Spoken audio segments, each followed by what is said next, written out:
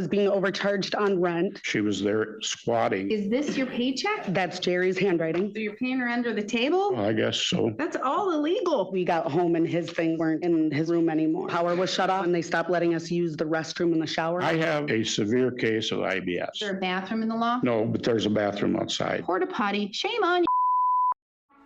You heard that right. This landlord slash employer slash weasel didn't bother to wait for the standard eviction process to unfold.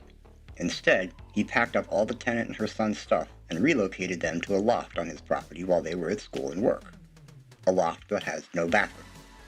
Yes, there was a Johnny-on-the-spot close by. Yes, the landlord really did blame his IBS for not letting him use the bathroom. Yes, the tenant is our Venomous Velcro Vicky.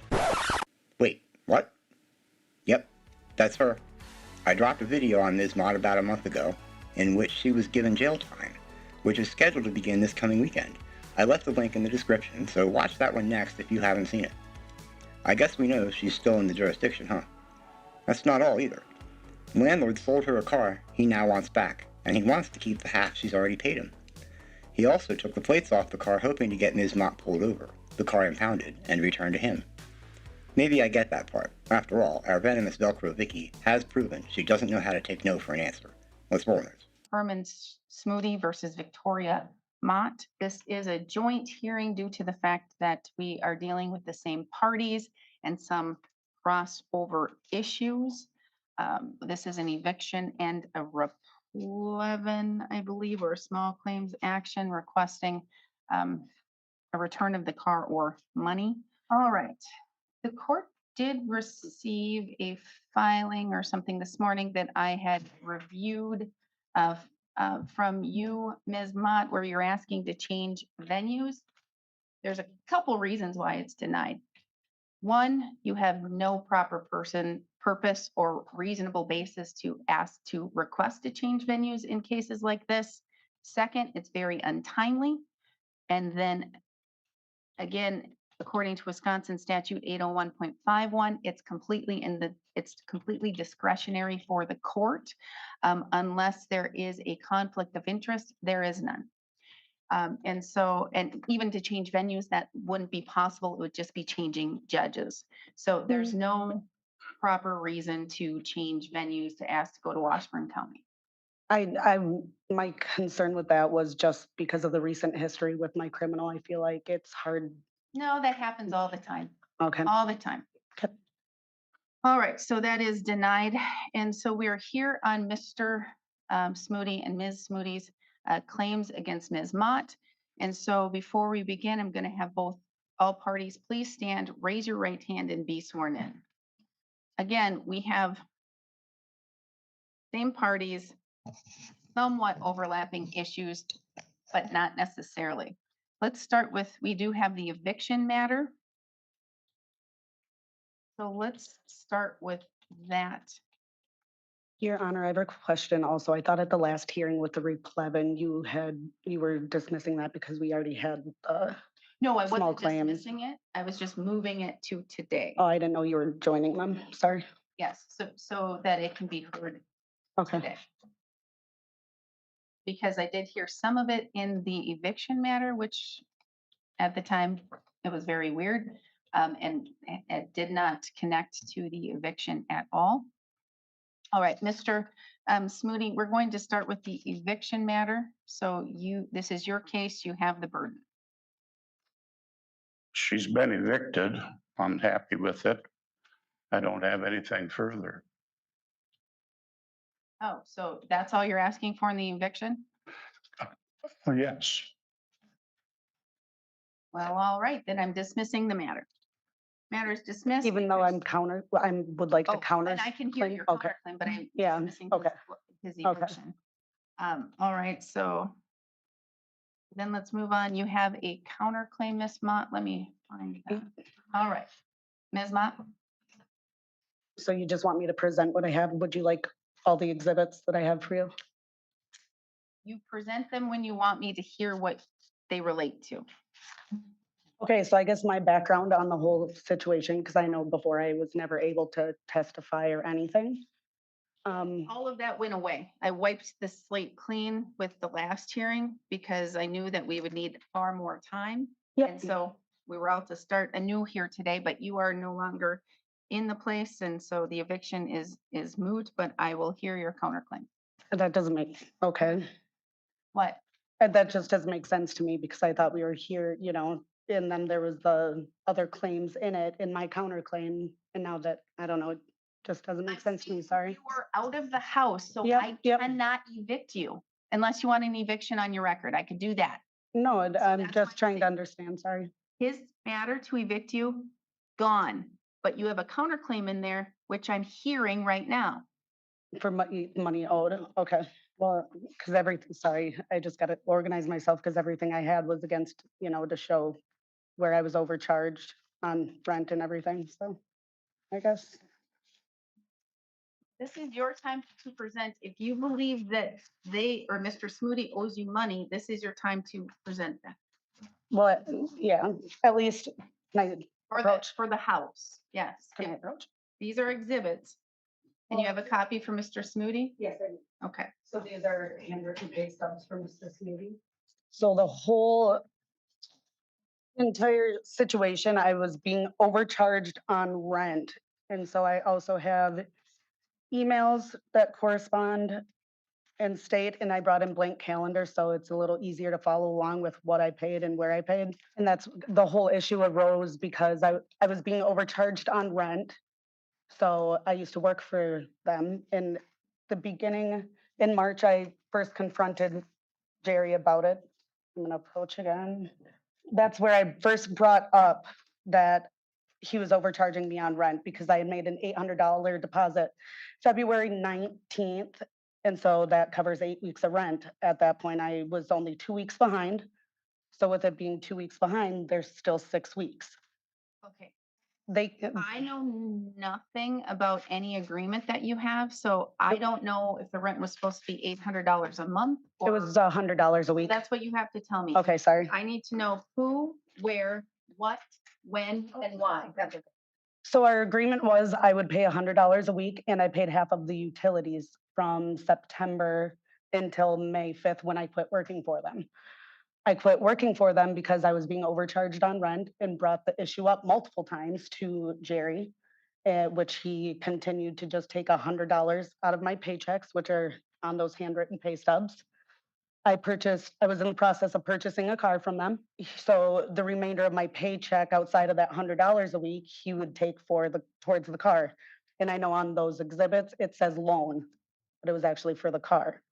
So when we kept having the issue with him overcharging me or continuing to take rent out when I didn't owe it yet, that's finally May 5th is when I was done. I quit. Like, I'm not seeing any documentation of $100. Oh, I see one for rent on, yep, I believe it should be on there somewhere. It'll say rent and then 100. oh, That's a deduction, supposed to be. all right, okay, I see it now. And then, so that was the whole issue that started the eviction is I quit working for them. So then instantly they wanted me out. They stopped letting my child and I use the restroom in the home. Instantly, I rented 2 bedrooms, mind you, in the home. And then once it got warmer out, I was moving into the loft above the garage, which in the emails you see, or in these ones, you can see where Jerry referred to me renting the loft. I know in the forms they filed last time we were here, it gave an itemized list of, Admitted, I don't have them to look at them, so you can refer to them, but they're not gonna be evidence. I don't have them.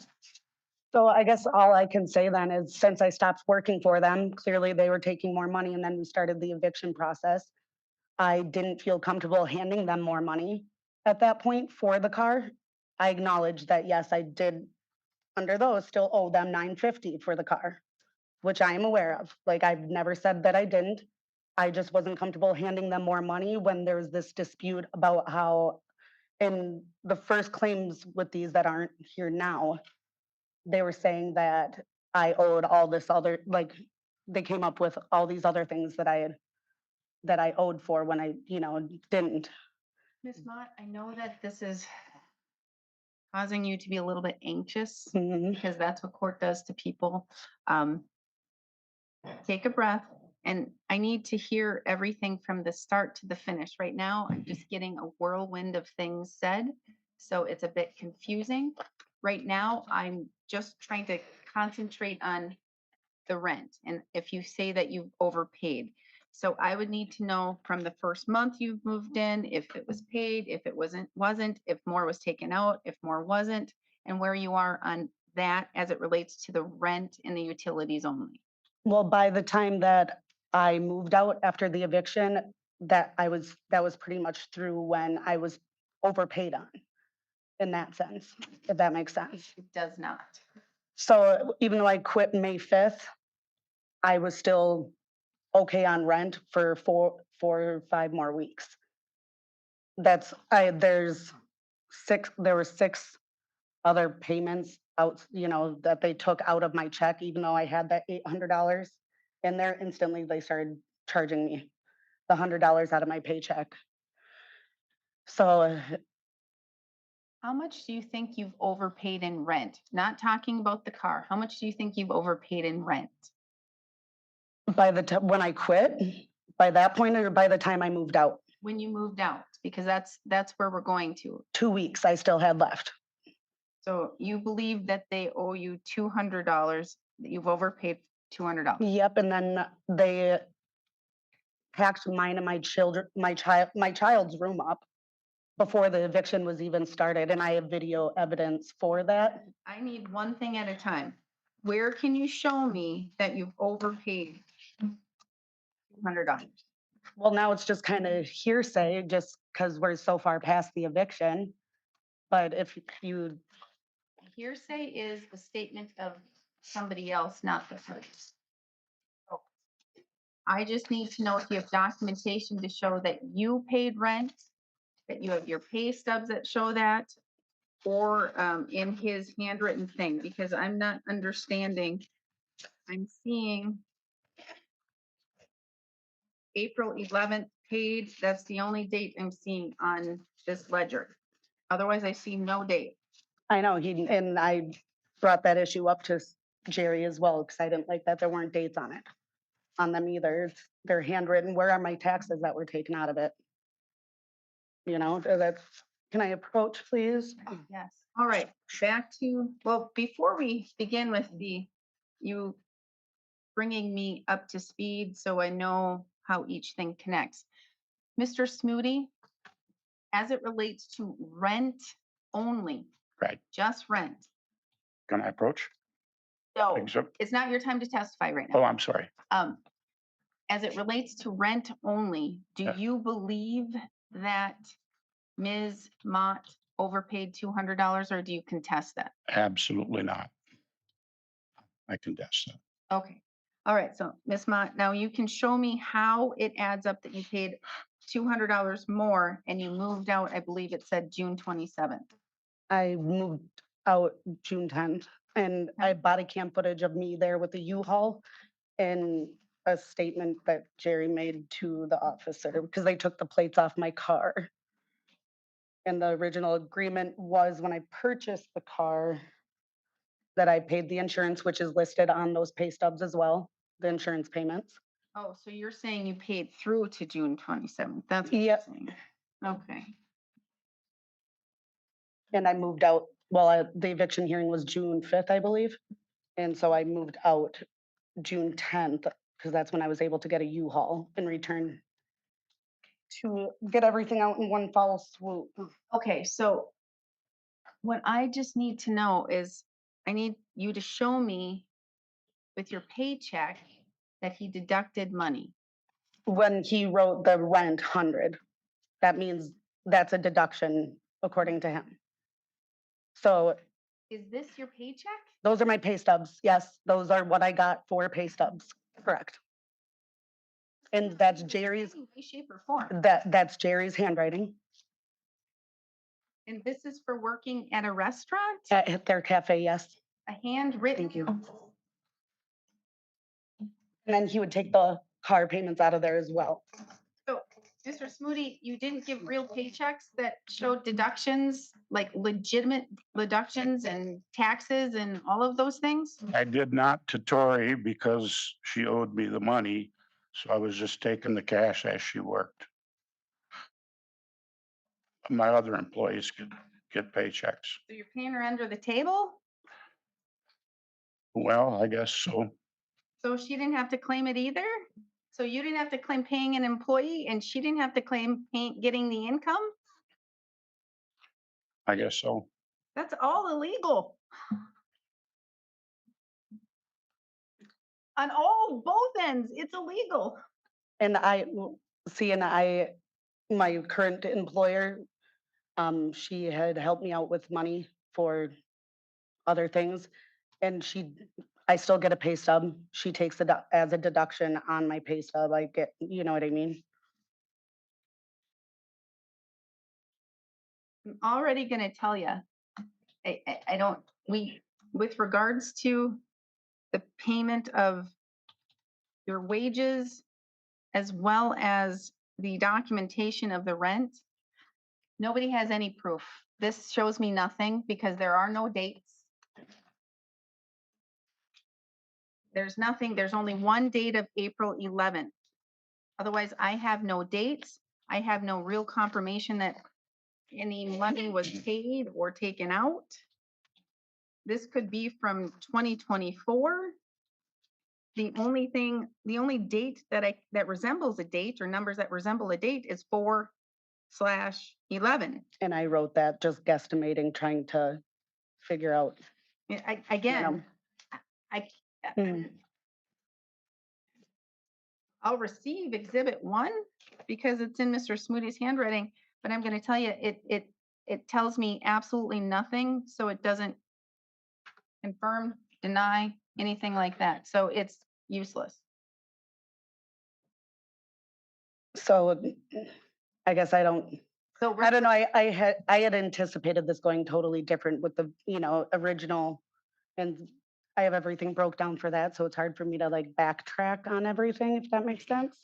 And how but I guess they can just continue with the car claim. But I guess I do have the concern of the self-help eviction from them packing my things before the eviction process was even started. And I have video evidence, time and date stamped of Tina going through and packing my belongings. Okay, so I need to look at your petition or your counterclaim. You did add information with regards to those issues and those claims. So what are you asking of the court? Well, I quit my job because he was taking money he shouldn't have been. So essentially, that's loss of wages. My son lost his home. I know it wasn't a forever home for us. Like we were going to move out eventually. And then just because I wasn't going to work for them anymore, I never said I wouldn't pay rent, but they wanted me out instantly because I wasn't helping them anymore. So there's loss of wages there. I moved to Minnesota and then they took the plates off my car. And like I said, when I was there getting my belongings with the U-Haul, I have body cam footage of Jerry telling the cop that he was short circuiting me, taking the plates off in hopes that I would get pulled over and the car get impounded and them take it. Okay. So that, so now I had a car that I couldn't legally be driving. And then having to come back for court so much, I got stuck around here again. So what is your claim for? What are you claiming that they did? The self-help eviction. They had no grounds to evict me, really. Like, yeah, they didn't want me there, but that isn't technically grounds. I wasn't behind on money. We didn't have a written lease. Yep. So and you were paying weekly. So they only needed to give you 1 week's notice. I paid monthly all the time. Except for like Again, when right. It doesn't show, it shows weekly to me. And then you even. But those were the overpayments that crossed over. Sorry, my 800. Your testimony said, and I wrote it down. Mhm. You paid $800 deposit on February 19th. And then from there, you were to pay, your words, not mine, not his, $100 a week and half of the utilities. No, that wasn't from there. That, when I moved in, that's what he wanted, was $100 a week, half the utilities. But I always paid mine monthly. It doesn't matter. It's what he wanted. $100 a week. So it was weekly. It's a weekly Okay, rental situation. okay. Okay, so now you're asking the court, you want damages because they packed your stuff up?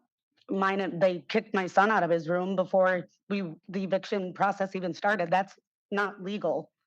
They can't do us, like, I'll let you know if it is, but you have it's a to, self-help eviction, sorry. Sorry. you just want to talk, and you don't let me say anything. You don't let me tell you what you're telling me isn't telling me anything. Sorry. Okay? I need to know specifics. I get that you believe it's a self-help eviction. I get that you believe that all this is illegal. I can't make a determination. Only I get to say sorry. that. And again, you talk over me. So I don't have any dates of which any of this occurred. Again, the who, the where, the what, the why, the when.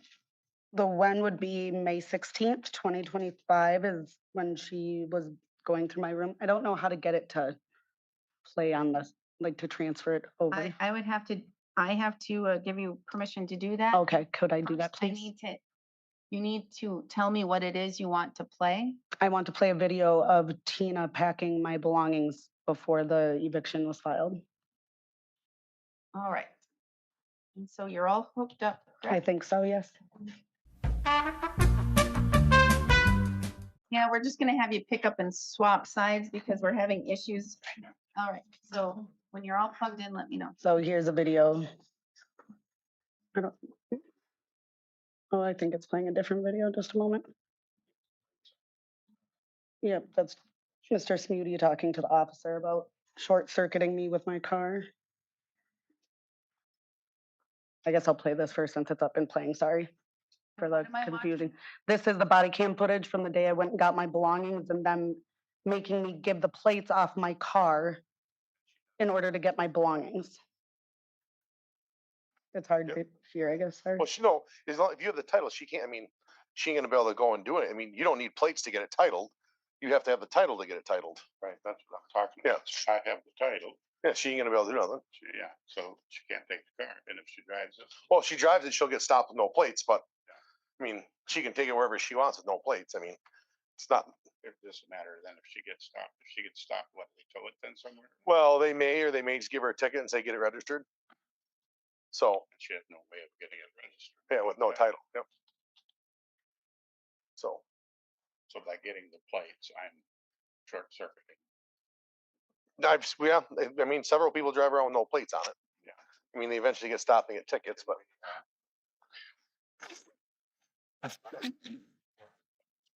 So they're they'll find it. I mean, they'll find it if that's where she's going. Where's she planning on moving to? Princeton. I'm gonna move my squad so that they can get around easier. And that's it for that video. So this is May 16th at You have it done? Yes. packing my things. This was before the eviction was filed, I believe. And then with the car, I gave total at the end of me ending my employment, I had paid $3,300 for the car. I gave him $2,500 up front. At which I just want to stick with the rent first and the eviction. I feel like the rent, I don't know, because The rent, we've already addressed the rent, but your other issues, you said self-help eviction, you said other damages. So what are you asking? I know May 16th, you said, I got one date of May 16th, 2025 with the video, she packed her stuff up. yeah, I don't know. And then before, I don't have proof of it though, so that's why I'm hesitating because it's like, is it worth saying it, you know? Well, you can say it. Um, It goes to me to determine the weight and if Okay. it is credible or all of those things. okay, before I quit May 5th, I had started staying in the loft, I believe, the end of April, and so my son's room was still in the home. But then my son started staying in the loft with me instead of in the home, and they packed his belongings up on, I believe, and threw them all in the garage. When did you move into the loft? In April. I believe the end of April. I don't have the exact date. I didn't, I never anticipated. it. Last week of April, but then she packed your stuff up from the house bedroom, May 16th? Yep, May 16th. Correct. But before then, she had already removed my son from his room. But he was already living in the loft with you? But that wasn't intended. Like they just, like, one day we got home and his things weren't in his room anymore. And then I believe their granddaughter moved into that room. How long did your son stay in the loft with you before his things were moved out? Maybe a night or two. Because he kept asking to stay the night up there, and you know what I mean? And so he had his room. He didn't need to. Okay, so it was May 14th, they packed Zayden's room up on him. And then on May 13th, they turned the power, we returned to the loft, and the power was shut off to the loft. And the garage door was locked, so I couldn't turn the breaker back on. I actually made a police report that day. I called the police to get it turned back on. And then as soon as I spoke with one of the officers, they must have called them, and then it was switched back on. Again, I believe that was before the eviction process started. May 20th or 16th is when, May 20th is when she packed all of my, like, everything out of the room, and then removed the camera and everything. And then May 6th is when they stopped letting us use the restroom and the shower in the home, after I had just paid a week prior $70 to have the septic pumped. And that's about all I have on that, I guess. Okay, thank you. Mr. Smoody, as it relates to this eviction matter and the claims that she's alleging with, as she terms, self-help eviction. Okay, And Ms. Moody, in this case, you can't help him anymore. If you're going to be a witness, he can call you up here to testify, but this is his case alone. okay. She moved in on September 7th. And then she was going to stay at the house while we went to Arizona for the winter. And prior to us leaving, we had a meeting. I took him down and bought him lunch and laid out the rules for the time that we were to be gone. And the very last thing on the rules says, have somewhere else to live by April 1st. So she knew that she had to be out of there by April 1st. When we ended up getting back about a month and a half earlier than we intended. We came back the middle of February. And because we're nice people, we said she could stay until school was out, which we allowed her to do. In the meantime, our daughter had gotten into some trouble and had her kids taken away. So we ended up with two of her kids, a 15-year-old boy and a 17-year-old girl. We were trying to get full custody of them or guardianship of them. CPS said we could not get guardianship as long as she was there because she had a conviction on her record and could not be around children. So that's why we were so desperate to get her out of there. We tried to move her, she wouldn't go. So then I filed for eviction, and then it was granted. The last day that she was paid for rent was May 2nd. I have the documentation to prove that if need be. But she stayed then an additional 6 weeks without paying any rent whatsoever or anything on utilities. What about moving her out of her The bedroom? bedrooms. We, Again, again, we need, same thing to you. If I'm talking, you're not. Okay? yes, ma'am. So I need to know about the packing up of the bedroom she rented for her in the house, the bedroom for her son. I need to know if you stopped her from using the bathroom as well as the shutting off the electric. Yes.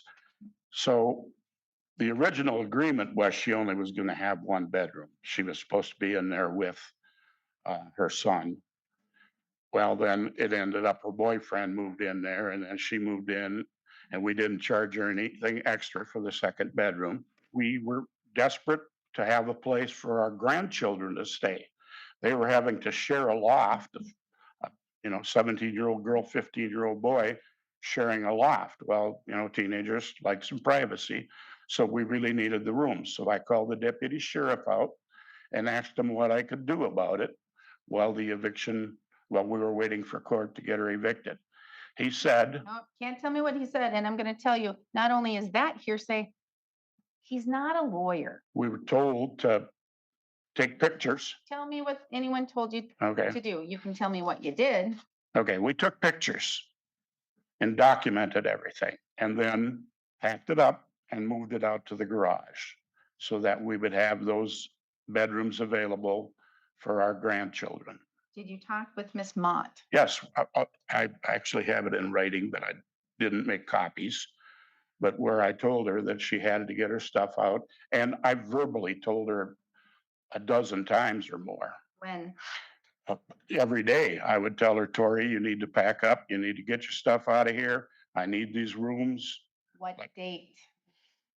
Well, from the time, May 2nd, when she was last paid through for the entire month.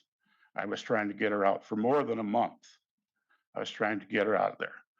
And then she voluntarily moved out to the loft Why do you believe she voluntarily moved out? so that she could be with her boyfriend. And at that point, babysitting her son was left to us. I'd have to get him up for school in the morning. I'd have to meet him for the bus when he came home, have to feed him, clean up behind him.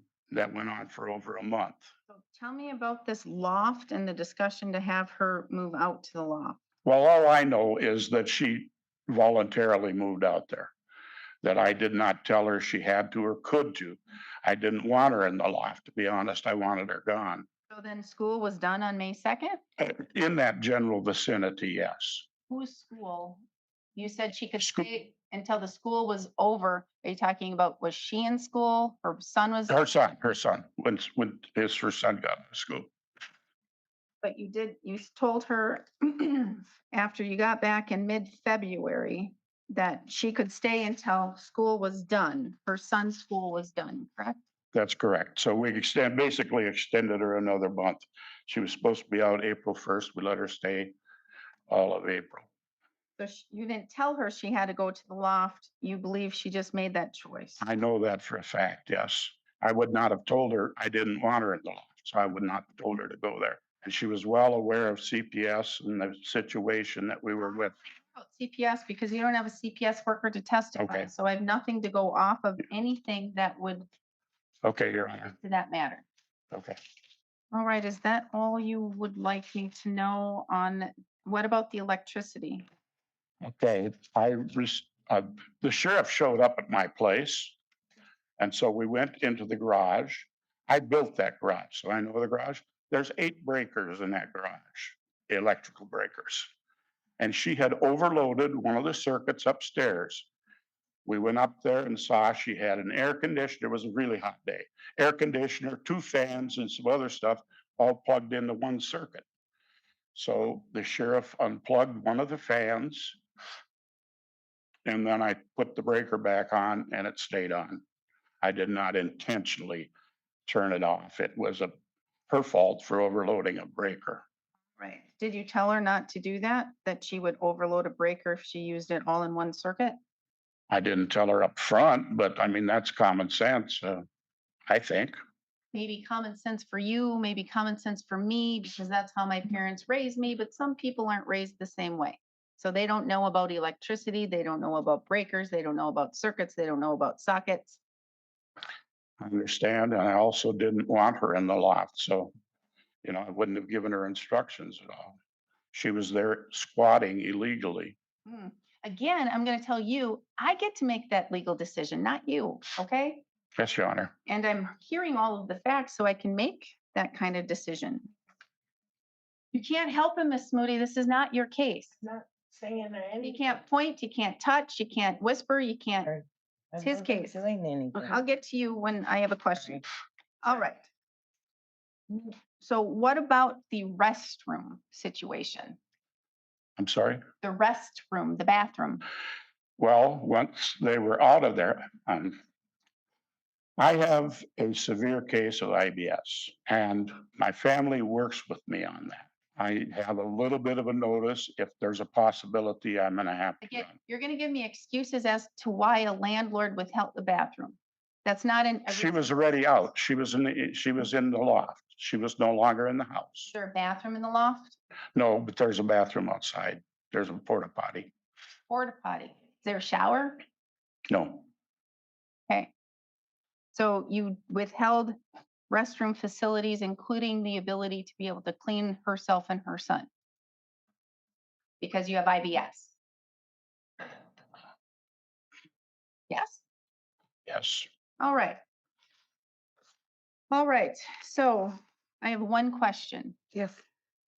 When was school done for your son? I believe it was June 4th. It was the first week of June. So now I've heard that matter. Now we're going to move on to the vehicle matter, and then I will make a joint decision in order. Vehicle. Okay. Tori was working for us when we came back from the cafe, or from Arizona, working at the cafe. And one day her car broke down. And you're talking about Joe Mama's restaurant. Joe Mama's, yes. Her car broke down, so she couldn't get back and forth to work. So the first time I actually gave her a ride, and then I told her that we had a car. The reason we had a car is that we had sold that car to my daughter, and with the idea she was going to drive it through the winter. When we came back in the spring, she was going to use her taxes to pay for that car. I had a lien on that car of $4,500, so I could not sell it until that lien was done. So the only way I could sell the car is if I got the $4,500 up front. When we got back, my daughter did not have it. She was going to use her taxes, did not get enough from her taxes to pay me. So I basically took the car back from her. So then I told Tori, well, you can use the car, lend it to you to go back and forth to work at Joe Mama's. Because we needed her to be able to get there, obviously. We needed her for work. Well, Tori, like she does, pushed the envelope. Pretty soon she was using it to drive to her second job.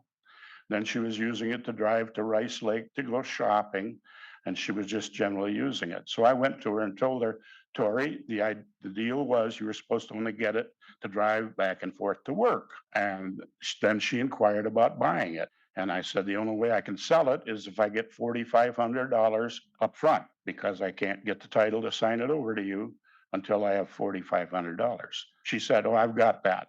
I said, okay, then I'll sell it to you. So I drew up a contract. She refused to sign it, which was puzzling to me. Then I said, well, where's the money? And she said, it's in my savings. I have to get it to you $500 at a time because I can only draw out $500 a day. So I said, okay. And so then the first day she came to me with $1,000. I go to her the next day. You got the $5? No, I didn't get into town. And there was excuses. This drug on for about 10 days, and I'd get 500 and then another 500 2 or 3 days later, to a total of $2,500 that she got. And then when I asked her again, she said, I don't have any more money. And I said, I can't sell you the car until I have the full 4,500. I got to pay off this lien. You breached the deal. And so she said, well, I don't have any more. I said, well, then I need the car back. So she refused to give it to me. So I called the deputy sheriff again, and he came out, and I said, how do I get this car back? Can you make her give me my car back? Okay, I'm going to tell all of you people right now. The deputy sheriffs are not lawyers. Plus, this is a legal court issue. It's not a law enforcement issue. y'all calling the cops for issues that are not for them to dissolve or to resolve. So our deputies, instead of going and trying to find cartel members, trying to take care of drug issues and drug dealing and homicides, insults, you're calling them out for an issue that should have come in front of the court, not in front of a deputy. So we're using our officers for these things instead of coming to the court and filing your action right away. I was desperate. I wanted to get my car back, And you file an action with the court. and that's what he told me. Exactly. So he had to waste probably at least 2 hours of his day, if not 3, to go over to talk to you to say, you got to file a civil matter with the court instead of, again, patrolling the streets, finding drug dealers, solving homicides, real crime. I've learned my lesson on that. I won't ever do it again. Okay. So you have the sheriff, he said, file an action. So then I went to Tori and said, I will give you your money back. Give me the car. And she refused again. So when did you come up with this deal for taking the loan amount out of her paycheck? But that loan amount was actually wasn't going toward the car. It was going toward the other things, as you saw on that stub: rent, utilities, insurance. One of the things, she was not carrying insurance on the car, so I had to take out an insurance policy. You defined her rent and utilities as a loan? Well, it's money she owed me. It would be money that she owed me, yes. Makes no sense. Usually when things don't make sense, it's not true. I guess it's the way I had any of my employees that owed me money. It was always just loan, or for a better term to call it, money. Instead of writing money owed me, I just wrote loan, Again, it doesn't make sense because if we're starting at the beginning and we're looking at this, you have, you don't go, okay, she's going to live with me we have a 6-month rent or lease, because then we're dealing with a 6-month lease instead of a week to week to week lease, which has been defined as. But you're saying you're defining all of over the span of time what you think she's going to owe you, and you're saying it's a loan, then you're deducting out of her paycheck. Deducting what? You're deducting her rent, her utilities out of her paycheck because you calculated 6 months or 5 months of what she's going to owe you. No, I calculated as she owed me. As she owed me. It was never where I owed her money or took more than she actually owed me. So you think that she still owes you $2,000 for the Correct. car? That's correct. So where's documentation of any of the amount that she's paid you? There was none. She paid me cash, and I didn't give her receipts for it because I was waiting until I got to 4,500. And then I was gonna pay off the car and then sign the title over to her. When did she get the car from you? The middle of March, or about the 14th of March. And when did she pay you that $1,000? I don't have the exact date, but I'm guessing it was about March 16th. And when did she pay you the additional 1,500? Well, it would have been, 3 or 4 days, 3 or 4 days, 500, 500, 500. Again, I did not document dates. I only documented amounts because I was hoping to add up to $4,500. What else would you like me to know? Okay. Then I was told By who? by my wife Well, then she can testify to that. that Tori had hit a deer with the She car. can testify to that. She will when you call her as a witness or when she wants to provide her side of the story, because she'll be able to give her own testimony. Okay. Well, I know then that Tori, I'm sorry, I mean, you can tell me if Tori told you she hit a deer, because, she did not. She told my wife. and then so that your wife gets to testify to that part. Right. Okay. So anything related to the deer, your wife gets to testify. Okay. I do have an estimate of damages done to the vehicle by hitting that deer that I would like to put in. Well, what are you asking for? What do you want the court to do with the car? You can't get damages and $2,000. I am showing that the car is worth less than what she bought it because of the 1,500 or the damage to the car. So you want her, okay, to pay less than So I would like to have this deducted from the $2,500 that she paid me. No, because if you're asking for $2,000, then she has the car. She can blow it up for all. If she gives me $2,000, then yeah, she can have the car. So that's why I'm asking, what are you asking of the court? Do you want the car back? Yes, I want the car back, So you don't want $2,000. but I don't want to have to pay her to get the car back. I wanted this amount and another amount deducted from the value of the car because she has devalued the car. You can't give me an estimate unless you have an individual here to testify about that estimate, such as the person that gave you that estimate, which would be the body shop or the car dealer or whoever gave you that estimate needs to be here to testify as to that estimate. A legal written estimate is not admissible? It's hearsay because did you prepare it? No, but the body shop did. Exactly. That's why you need Mr. Joe Schmo up here to be able to testify as to the estimate that he prepared. Otherwise, it's a legal document that you're using as evidence to prove your point in layman's terms. Okay, and the second item is she removed catalytic converter from the car and sold it. And I do have an estimate, but obviously that's not admissible either. And it's illegal to drive a car without a catalytic converter in Wisconsin, which she has been doing. She also has illegal license plates that are expired on the car. She's used that car in commission of a crime, which she's been convicted of, and has not carried insurance on that, forcing me to carry insurance on that. She owes me for the insurance. She owes me for filing fees and damage to the car, but They're asking for her to reimburse you insurance.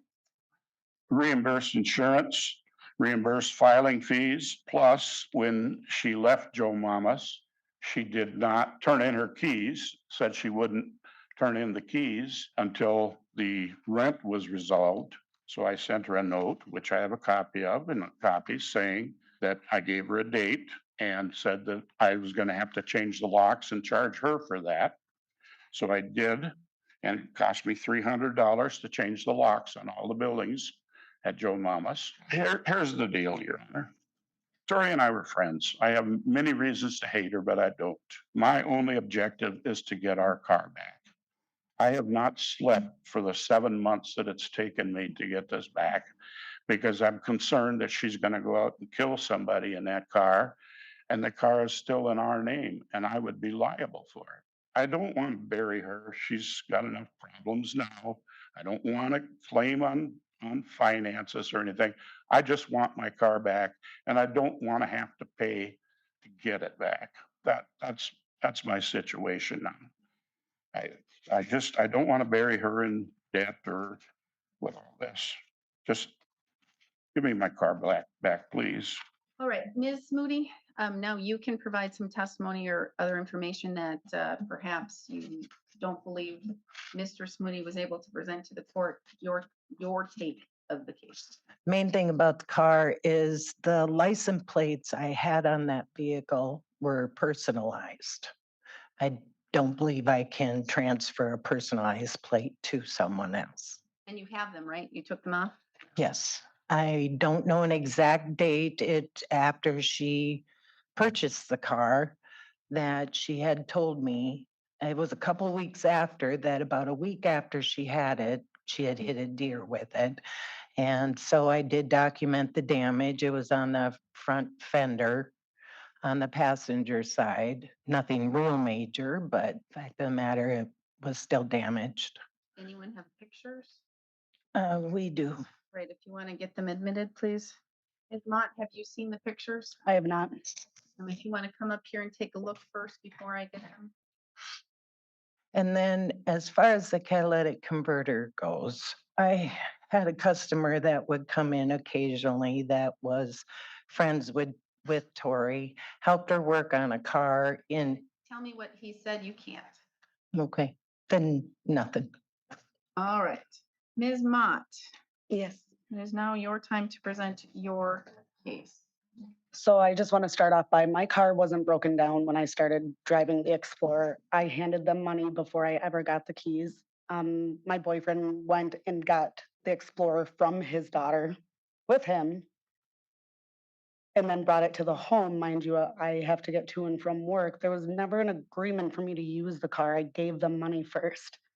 When do you believe you gave them money? It would have been the end of March. The initial agreement was I gave them the $2,500 up front. They never told me there was a lien on the car. I had no idea about that until the hearing with Krupa when they filed the de novo.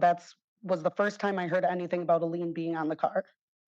Now, I have a question. Mhm. What was your agreement with them about the purchase of the vehicle? I gave them the $2,500 up front, and then with my pay, he would just take out of there, like the remainder, you know.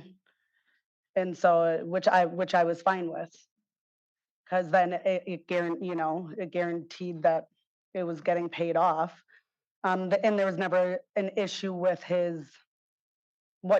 I could see that he was taking out of my check and the balance. There was never a dispute with the balance going down or it not going down. I need you to explain. I don't understand. He would take like the balance of your check or whatever. So I wanted him to take the card, whatever he could out of my paycheck because my hours varied. So then he continued to take rent out. So then the rest he would deduct.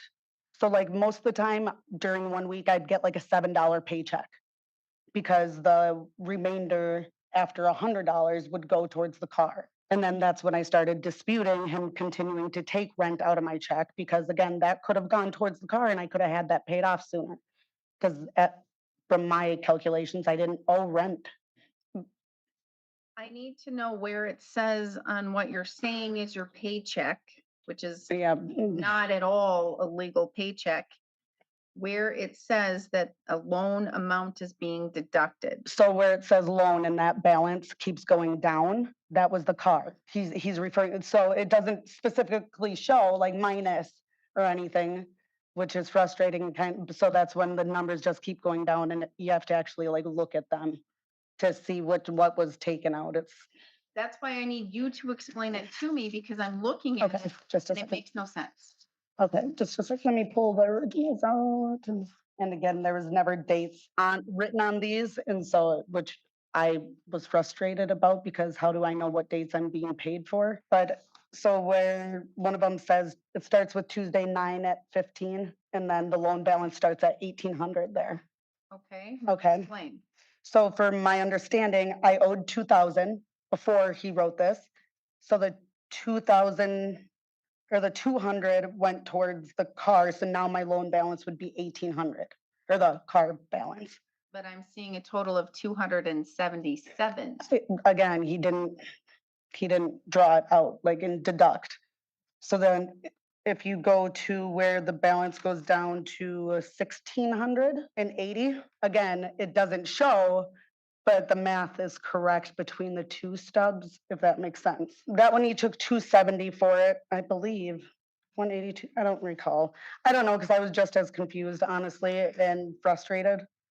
So every time I got a new pay stub, that is what my new total for the car was at. Did you ever get money for working? $7 sometimes, because he'd take the remainder. So this one, he would have taken 150. So I would have gotten $7 in my envelope. Above that, the 157, he would have taken 150, applied that to my car, and that's why it's down to 950 from 1,100.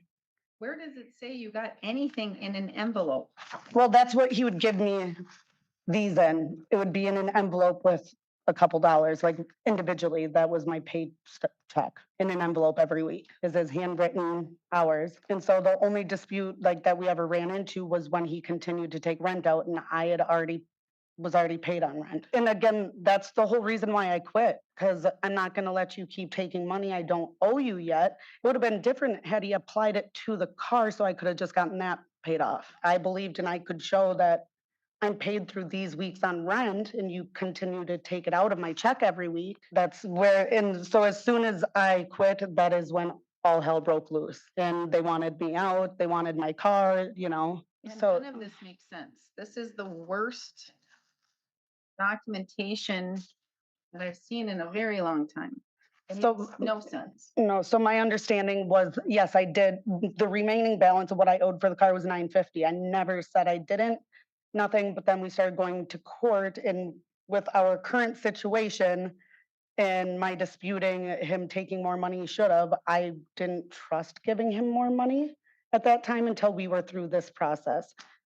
You know, and then I had a car at that point that I couldn't even legally drive to. The only option I had was Minnesota. What else do you want me to know about the car? I don't know. The cats were never cut off of it. I guess I don't know if that's even relevant, but What? the catalytic converter was never cut off of it. The car's too new. It wouldn't drive had I cut those off. Well, it could, it just makes a whole lot more noise. And the gas mileage would be horrible, and I'm not that stupid, honestly, to be honest. Okay, you would cut it off, but I'm gonna, Well, or have anyone else do it. I was never that hard up on money. no, what I was gonna say Oh, though is sorry. people do it. In this county, people do it. Oh, I guess. And sell them to get money.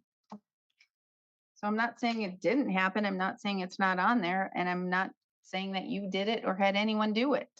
It's something that happened. Happened to my nephew. Mhm. Bought a new car, off it went. So you want the car? Yeah, I want the title. I have had this car that I can't legally drive. So I moved back from Minnesota for court because of it. Mr. Smoody, any response or any other testimony you want to provide? The only thing, if you are returning the car to me, she's had 7 months of wear and tear on that car. Prior to our agreement, I put brand new tires all the way around, $800 it cost me. Well, you're adding more things that you didn't have in your first part, so you can't add that because you can only provide testimony off of what she just said. Okay, I would prefer to have the car back. If she's willing to give me the $2,000 that she still owes on it, then that's fine, but it has to be cash. It has to be, Yeah, I mean, in full. y'all want to make my decision for me. I'm sorry, I'm sorry, The law, and I don't. I'm sorry. As far as I'm concerned, that car is still on loan. She breached the contract of selling it by not paying me the full $4,500 like we had agreed on. And at that point, then I called off the deal. It was no longer a sale. So she is, against my will, borrowing that car for the last 7 months. This is a joint decision because again, it's very connected, very together with the financial arrangement that the parties have reached or closely reached with both issues. With regards to 25 SC 142 in the eviction matter, Mr. Smoody, you testified that your agreement with Ms. Mott, when you came back in the middle of February from Arizona, that she could stay until the end of the school year with her son, and that the lease would go until the end of the school year. Even though it originally was supposed to end April 1st, you reached another agreement separate from the first agreement in which you agreed and you extended the lease from a week to week from whenever you told her in the middle of February. The lease then started then until the end of the school year. School years end, I believe, Ms. Mott, that it was around June 4th, 5th, or 6th. That's when the schools end in Burnett County, unless there's some odd situation like construction and then they end somewhere else. So your lease agreement with Ms. Mott was to be until the end of the school year, to be at least the first week of June. So through at least June 8th. Whether or not it extended a day after the school year or the weekend after the school year or the next week or anything other than that, I have no confirmation. I have no statement or testimony from either side. So the agreement that you reached with Ms. Mott was to be until the end of the school year, at least the first week of July, and that included her ability to rent those 2 rooms in your house, not the loft, those 2 rooms. And although I have a great understanding and I appreciate the fact that you were going to be great grandparents and take your 15 and 17-year-old grandchildren in with you, you had no legal right to do any actions that would lead Miss Mott to have to be out of those two rooms or to move to the loft. And you testified, Mr. Smoody, that you did not want her in the loft. That means she had every right to continue into those two bedrooms in the home. But from hearing the testimony from both sides, you may have been friends at one time, you may have been coworkers at one time, but this is there's an agitated relationship, there's a frustrated relationship, there's anger in between both of you. I fully believe that whatever occurred when you went to court or got the children, your grandchildren through CPS to have them with you, I believe that you tried to change the deal or do actions that caused Ms. Mott to want to get out and go to the loft. So, but that wasn't the deal. She rented those two rooms in your house until the end of the school year. As to the electricity, there's not enough for the court to even determine that it was shut off on purpose. I understand breakers and circuits. I'm not an electrician, so I understand it that much. But I do understand overloading them. I tend to believe Mr. Smoody more that the breaker just needed it flipped.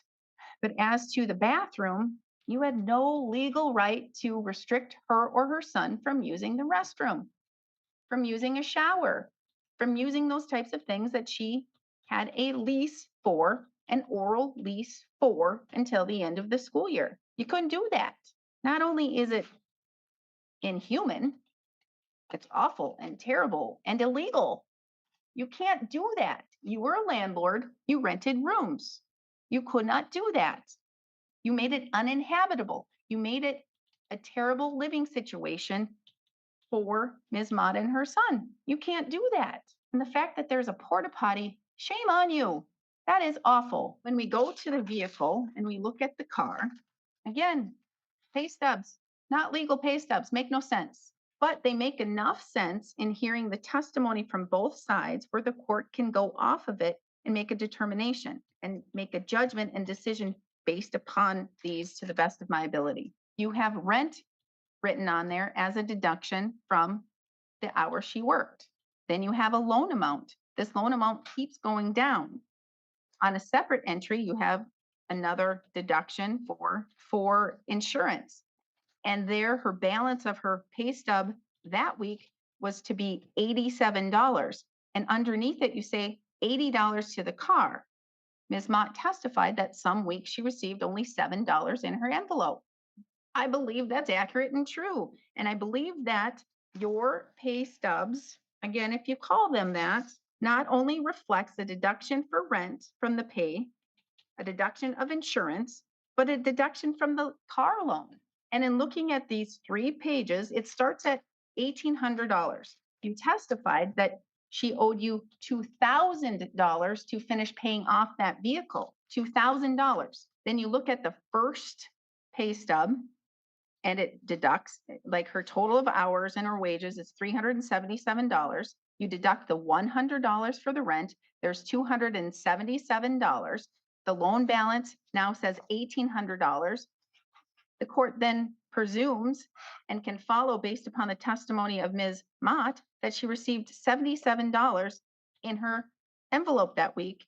And so it deducted the loan of $2,000 that was still remaining, or the amount remaining on the vehicle, down to $1,800 when you took the $200 from her paycheck. So your documentation, although confusing and not legal and not great, is your downfall, because the last entry for the loan states that the loan amount that was still remaining is $950. And that's in your writing, your ledger, your proof to the court. So there was $950 still remaining. As to insurance, again, there are deductions made for insurance, $100 on one, $25 on another. So in all of the evidence and proof for exhibits and through the testimony, the loan amount remained $950 for the vehicle. That's all she would owe you, $950.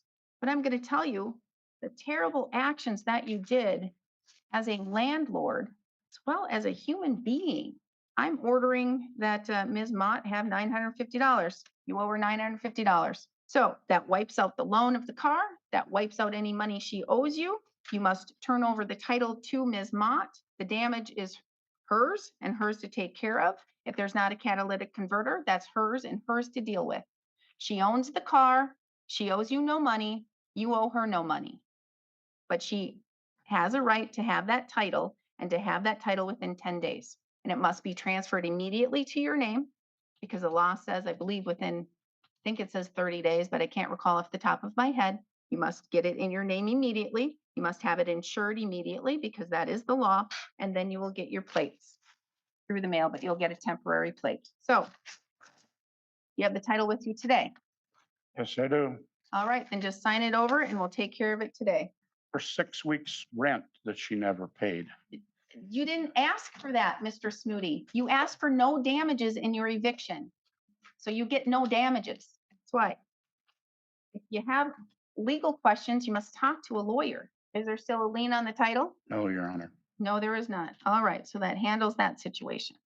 Your Honor, after the last hearing with Krupa, that's when I looked up on the DMV about the lien.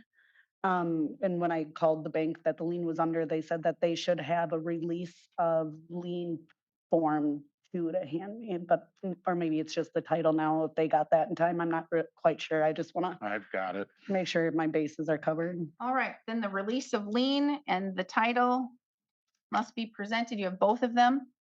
Present them to Ms. Mott as soon as they are signed, and then everything should be good to go. Everything needs to be in real written writing with words. And Mr. Smooty, you cannot run a business with ledgers like that or pay steps like that. It could get you into legal trouble. She was a unique situation. I'm legal with everybody else. There's no unique situation. Especially when you have other dealings involved, such as a lease and such as a vehicle. It's only going to get you into trouble, not the person that you're supposed to be dealing with, because you are held at a higher level. You're a business owner, you're a landlord, and you're putting yourself in the position of a seller of a vehicle. It's on you to make sure that things are done properly. Well, and you should have followed up too, Ms. Mott, because those pay stubs, $4,500. all right, here you are. Then we are done and we are adjourned. Thank you.